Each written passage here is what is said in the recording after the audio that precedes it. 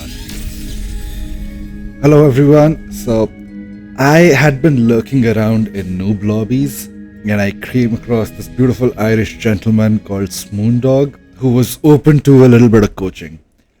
So I coached him for about 2 to 3 games and he really liked playing the GOC spot on Supreme Isthmus. And well, he messaged me a few days later, so I thought what we'll do is quickly go over one of the games he's recently played. A couple of interesting things. He's 23 OS at 2 chefs, which was unheard of back in my day.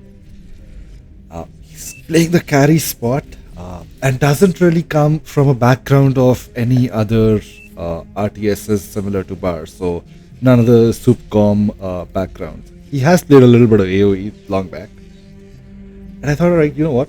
Let's check out what his gameplay is like. So right off the bat, he is going for the 3 mechs, walking up and grabbing a 4th mech. Now this works out primarily because your commander has a base energy production of 30. Clearly someone's leaking energy and now we have wind turbines up and running as well. So he builds up his energy and he's building a metal storage, alright, not to overflow his metal to the rest of the team. Now, meanwhile, this is a fairly noob lobby, but you do have people who are, well, 4 chefs and above. So, red player, 5 chef, 22 OS, blue player, again, 25 OS at 5 chefs. So, safe to say the leaders know how to play this game pretty well. Hug Life, which is the green player at 18 OS and 4 chefs, so probably has a much better understanding of the game than where Smoondog is at, because this is the only spot he's been playing. And you can tell that the team was a little bit agitated with his build order, because you have Nat from the pawn position over here telling him to go into the cove. Yeah, people will have their perspectives. Battle started. And it's up to you how you want to play the game, as long as you're not a detriment to your own team. Especially in the noob lobbies, it should be fine. And when I say detriment, yeah, do not be going hovers from the air position, because I've seen a lot of that happen. Yeah, hovers, bad, unless you can really make them work. And while I say that, the orange player over here has gone exactly into those, which is hovercrafts. So interesting things to note so far, right? The blue team air player has a strong sense of the game because he has pulled out an early scout. That is something I always recommend air players to do, just to get a sense of where the enemy team is at, what units they're making. And yeah, you see now he's gotten a fairly decent scout out. We know that the red player is not playing air, is not tech. Wow, unfortunately the scout just landed. We could have done a little bit more scouting. At the same time, Spoondog has requested his own scout, which unfortunately also goes to sit in the trees. It's a little bit of an efficiency mismatch. And if you request, he's requested for a trance as well, which is actually a great play.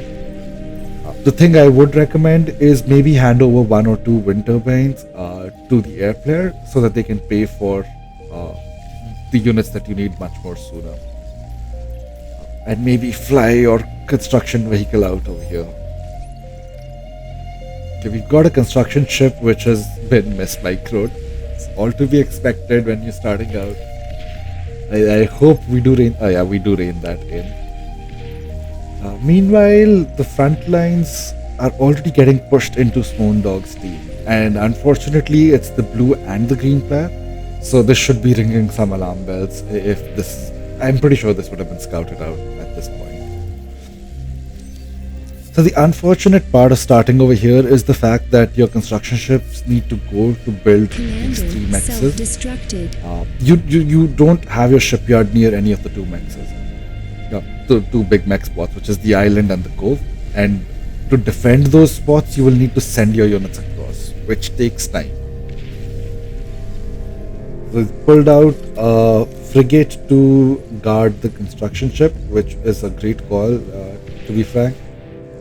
And the construction vehicle over here would be eating up the metal and then going for a con turret. Okay, we do not have the energy to support all of our units and the production we're going for, so maybe we should look at building some tidal generators over here. And yeah, okay, so we have a scouting herring, which is a missile ship. It has a fairly large scout radius, and it also gives you sonar vision, just in case there are submarines. So great move. It can also shoot down any light transport that's trying to get through. And honestly, I think a heavy transport as well. So you can unexpectedly get a comms snipe. So the fact that the herring moved this way was honestly a really good move. And okay, so now we're moving on to the third mix, but this hasn't been scouted out. Meanwhile, that's a massive ball of Centurions moving forward. Oh no. Dark red player. Yeah, there we go. That's one calm down for the cost of two Centurions. So even in death, the commander serves. The red player from the Geo position going up into T2, and we'll have a banisher out. That's a pretty solid timing. 22 OS. Yeah, the guys are doing a great job. China Semiconductor, though, yeah, churning out his bots. I think this could spell the end of the dark red base. 3 Centurions in your base and you barely have units to defend is a problem. They're not being microed too well. I would spread them out so you have flanking damage in Beyond All Reason. And the idea is if you attack from multiple angles, there's a bonus damage multiplier. I think it goes up to about 100% bonus damage if you surround the unit. So that's a great mini mechanic. You can take down stronger units as long as you're able to surround them with weaker units. There's a little bit of skirmish over here, which is to be expected. Oh, very interesting. So the air player pulls out Shuriken, but again, a lucky move. The missile boat, which is the herring, has anti-air missiles as well, and we shoot down 3 Shuriken. If you do not have that missile boat in the mix, those 3 Shuriken can just help these two, the 1 frigate, 1 destroyer, to take down all of these boats. Super easy, because you just EMP the boats and shoot from long range like this god. One thing that is missing from both the players, with the exception of this herring, is radars.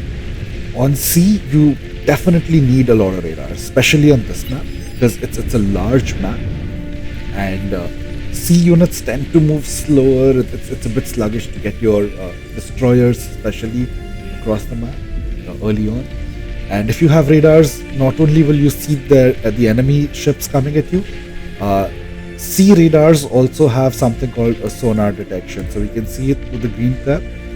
So this simple sea radar gives you a massive sonar detection. So if a submarine comes in that vicinity, you have vision on it. Which early on, especially at noob lobbies, I think people tend to get really harassed by submarines. That they're not a good unit. They're super expensive. I think 440 metal for the Armada submarine. I think 500 or so for 580 for the Cortex submarine. And they get countered by a much more expensive destroyer, but a destroyer can take down 2-3 submarines fairly easy. Just something to be aware of. Don't get hassled if you see submarines in the water. Get out a destroyer or 2. Do not overinvest in static defenses, so your offshore torpedo launchers. 1 is good, 2 is okay, but anything more than that is a little bit excessive and you probably don't need them. Another interesting thing is their sonar detection is less than their actual firing range. So you probably want to keep a radar nearby so that they can shoot at full range as well. A couple of unfortunate things over here. So I always prefer requesting for a res bot as well from the pawn player and pay for it. Just pay for the units that your team is giving to you so that their timings aren't off by too much. But then again, the front is lost, the pawn player is occupied over here. And the reason you want to buy that res bot is to eat up all the trees over here. So the beach position has access to a lot of trees, and having a res bot just gives you free, easy energy, which we do have an excess of right now, so maybe a converter or 2 would be better. Meanwhile, the Spoondog's done a wonderful job. He's walked his commander over and captured these 2 mexes. Sometimes these get ignored, but that's a solid amount of metal that helps you win sea. Sea skirmishes are all about having a solid metal income and putting that metal into units and then fighting with those units. And when the units do go down, you want to have a res sub or two to just res those units back up. And then you have more units than the enemy. That's it. That's the gist of how you win Sea. It takes a long time to master it. I'm still horrible at it. So don't worry if you feel overwhelmed with all the things you need to do at Sea. Then we've got a unit spalled up in a bunch over here. Again, not something I would recommend for two reasons. Yeah, he's spreading his units out now. The moment you spread your units out, there's an angle of attack on every unit that all your ships are firing at. So there's the bonus damage component. The second thing is, if you're all bunched up and the enemy destroyer attacks you, it has an AoE damage.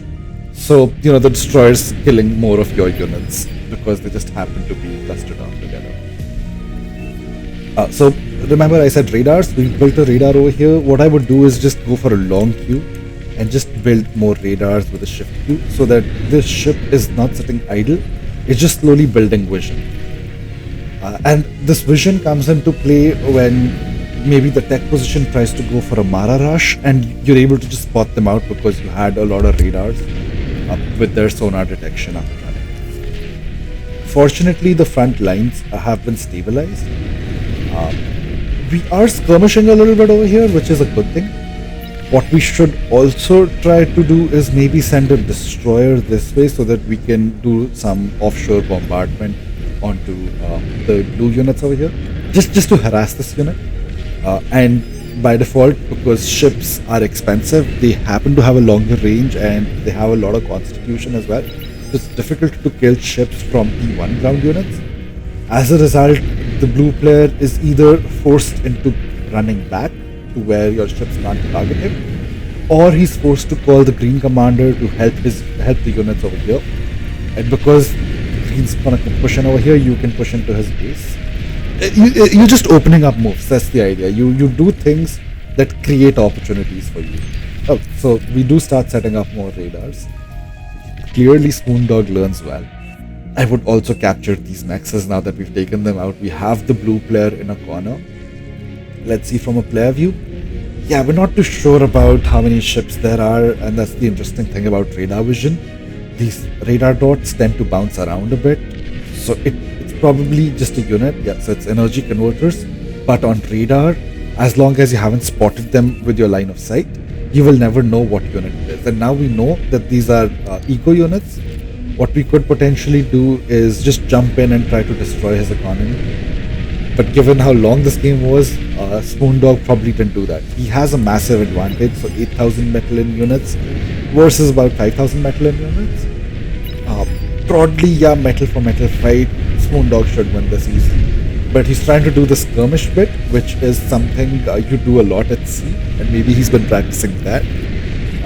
So doesn't realize that he has a very solid advantage to just push in and win, which then gives the green player the advantage. So the green player has been given T2 con. He's building T2 mexes on land, which are offsetting the lob. Alright, so the brown air player has given an interesting torpedo bomber support. Your torpedo bomber support doesn't mean anything if you do not have air cover, because the enemy air can just shred them out. It's really easy to kill air units. That's a lot of metal wasted. Yeah. Air, another complicated role to play, but once you learn it, oh lord, the kind of impact you can have in the game. The front lines have deteriorated into a T3, early T3 I would say. You've got Shivas, which are not really the best to deal with spam.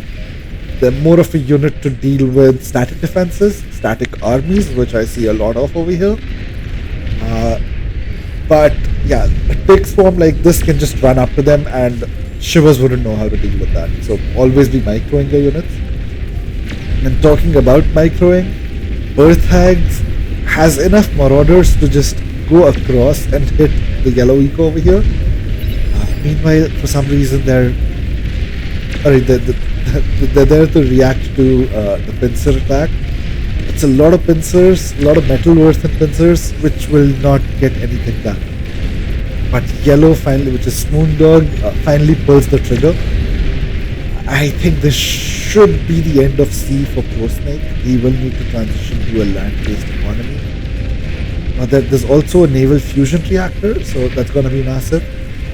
Off the back of it, I think that's a flagship. We need to have converters up and running. We have excess energy, and we probably do not have enough eco to go into this flagship. We have resed the mixes, which is a great job.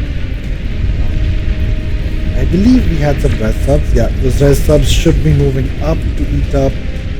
I would say that's about 5k, maybe you know what, 7k worth of metal.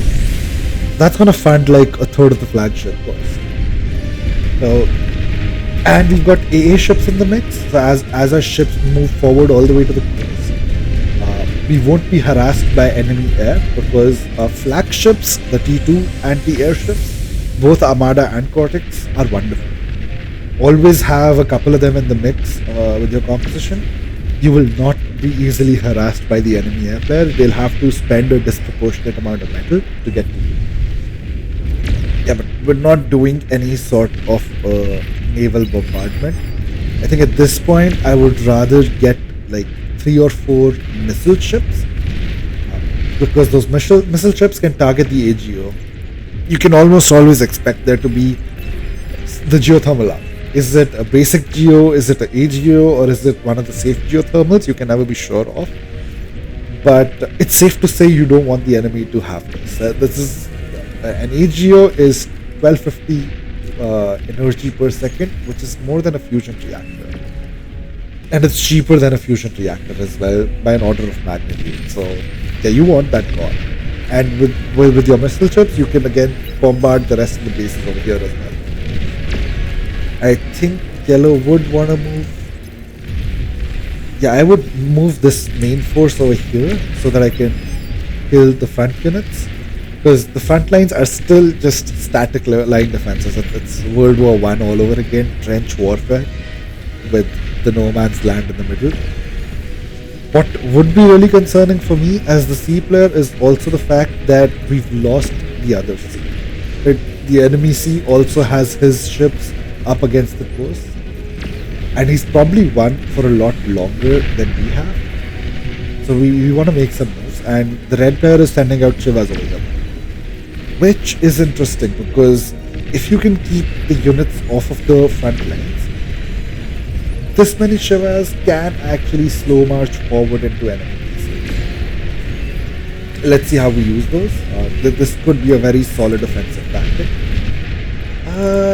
We've got Karganeth up front. They've got a solid range. They are the all-terrain Spider T3 for Cortex, and they just got EMP. I have no clue who has an EMP missile. Hug Life with the EMP missile launcher, and a solid shot, I must say. But the moment you get your EMP off, you want to push your units forward, and he does that. Yeah, because that's easy. That's T3 units that are sitting ducks. No puns intended. But yeah, the yellow players, Moondog moves up his naval units, and oh no, the Razorbacks. And we have a lack of energy. Yeah, but the Razorbacks only have so much of a range. Even these T2 ships outrange Razorbacks by a lot. So as long as you're kiting the T3 units, you keep bombarding the shore and you'll be fine. We've got a mini Mammoth March. Mammoth's a pretty sturdy unit, I think as sturdy as T2 gets. Maybe a Legion Incinerator. There's a vehicle. That's another one that's as sturdy. But Mammoths again really good. They can, a couple of Mammoths can hold T3 units back as well, as long as they're streaming in and not charging together as a bunch. Pulsars are up. We've got Thor. Thor also has access to the EMP cannon, like the one we used over here. And the way you use it is you select the Thor. They take some time to stockpile. You can stockpile only 2. You hit D for D gun, and wherever you aim is where the EMP missile will be fired at. Something a lot of Thor players tend to forget. All players tend to forget. Now, Shiva offensive is pretty amazing because Shivas have this backpack missile and that missile will go through these bubbles. If it is targeted, you can destroy the bubbles and then you can have an offshore bombardment. So you have a flagship in the mix. That flagship could get a lot done, but these shields will keep the flagship at bay for some time. Interesting. I would believe that the Shiva's got the AGO. This is what I was talking about when it's a hazardous unit. So the AGO explodes and it takes out everything in its vicinity. Easy way to destroy enemy bases if the base is clustered around the starting position. So we don't have a geothermal over here, which is interesting. But if you had an AGO over here, it would take out a whole bunch of units in its explosion radius. Scuttles in the mix, 8 scuttles for a cost of 6,000. That's the best metal you could have spent. I love scuttles. People tend to forget it. They are units that get slept on quite often. Each one of them can take out a lamp on its own. You've got to remember to self-D them. It's a suicide unit, and it explodes like a mini nuke. So if you hold spacebar and X for X-ray, you will see when it explodes with a self-destruction, it will blow up in that glowing yellow circle radius. Again, a wonderful unit that I happen to use to get the AGOs. Gives you a massive advantage fairly quickly. My good sir, Trenkos. Again, with the good old pincer attack. That's 8,000, over 8,000 metal, like closer to 9,000 metal. It's over 9,000! It's over 9,000 metal and pincers. My god. The guy thinks if it ain't broke, why fix it? But salamanders instead of the pincers get a lot more done. But I think, you know what, honestly, yeah, had this been a bunch of salamanders, you could probably take out these two bases as well. But with the pincers, I wouldn't be too sure. Then again, you never know. In noob lobbies, people may not react to it at all. It is being pinged out, so what are we going for? The marauders aren't doing anything. I may stand corrected. I really may stand corrected. Yep. Okay, we've got gunships. Oh, the wasps, the Cortex wasps, really good when it comes to dealing with mobs of enemies. They shoot these missiles and they have a little bit of AoE. They've got a solid fire rate. Pigmat, we know he's a good air player, walks his commander forward to degun the unit. Yeah, that's a lost offensive. And off that initial 9k, we've got a 3.5k in metal that's just sitting over here that can be reclaimed and converted into units. We have a Cortex nuclear launcher, which should be interesting. But seems like blue team losing out on morale and eco as well, so we've been on the back foot for a while, especially with the flagship. I think the flagship really kills morale. Let's see. Back to Spoondog. He's built a fusion reactor, a couple of converters. He's got a solid eco. Not really building units over here. Ah, I see. He really wants to end the game. He's going into a T3 Cortex gantry.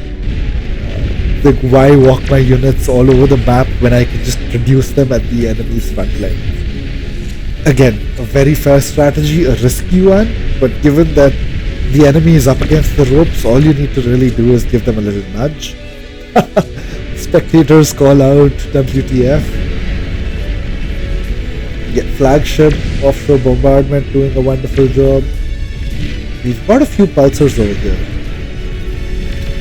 And they've rebuilt the AGO, which just means if you take it out, it's again some excess damage to these pulsars. Let's have a quick look. So this AGO once again holds space and X. You what? Yeah, there you go. Look at that radius. That's the radius in which the AGO will deal damage when it does explode.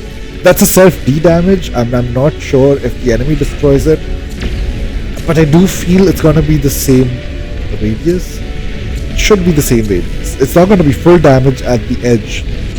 There used to be a way to figure this out, but yeah. Oh, we've got a counter nuke as well. Alright. Well, nothing's gonna protect you if you don't have an anti-nuke against you. I think that also means. Wait, did the. Okay, so the air player nukes out the island. I guess he really did not like the red team having access to the island. So this is what I was talking about when it comes to the AA ships. You've got top bombers which have a fair amount of HP. That's like what, 2000 HP? 1900 HP? Fighters obviously destroy them, but your AA ships, they shouldn't have retreated. They can be up against the coast, they will deal a fair amount of damage. The top bombers will die. It's nothing to worry about. We do have a counter flagship, and that counter flagship volley will do God's work. Oh my god. Yeah, Nahawk just lost a solid chunk of his build power. Suddenly unable to use all that economy, especially that APHIS economy. Oh no. Does he have... Oh no. He does not see where the red player's eco is at. If the air player sent out one T2 scout over here, this flagship could very easily just destroy everything. The red player base is gone for sure. Got a second nuke walking up, and it's gonna be hit by an anti-nuke. So yeah, that's not gonna work. We have a juggernaut. Okay, we have a juggernaut, ladies and gentlemen, and honestly, a juggernaut on its own sounds scary, but there are 4 enemy commanders up and running. Any one of them can just walk up and degun a juggernaut. Not a lot a juggernaut can do. I don't think a juggernaut... What's the pace? Juggernaut speed 37, a commander's speed 38. See, the commander's gonna sneak up on you. It's gonna be a long sneak, but he'll get there. And the way to support that juggernaut would be maybe have hovers. You need some spam with your supermassive T3 units. That being said, we do have a juggernaut up front. We have Shivas, we have a solid bunch of T2 units. And we can march in. This game's been over for a while. Let's just speed it up to see what happens. You know what? Let's just go to 3x. Oh, we moved our juggernaut up and then he pulled it back. Oh, the nuke tried. And air offensive. Wow. Okay. So the air offensive takes out green, and I think that should be the final nail in the coffin. The resign vote's been called. We'll just wait for the final explosions. They should kick in any time. I hope you guys learned something today. I know Moondog definitely did. And I hope you come back for other videos that I should hopefully be putting up soon. Take care, GG, and have a great day ahead, everyone. Bye.